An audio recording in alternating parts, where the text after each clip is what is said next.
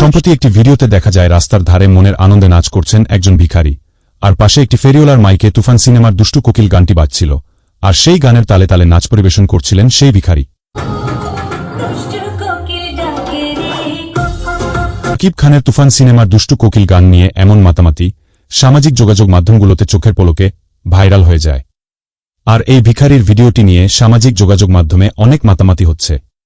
দেশ থেকে দেশান্তর, অভিনেতা থেকে অভিনেত্রী, ছোট থেকে বড়, জোয়ান থেকে বুড়ো সকল পর্যায়ে এই গানের লিরিক্সে মেতে উঠেছে পুরো সামাজিক যোগাযোগ মাধ্যম।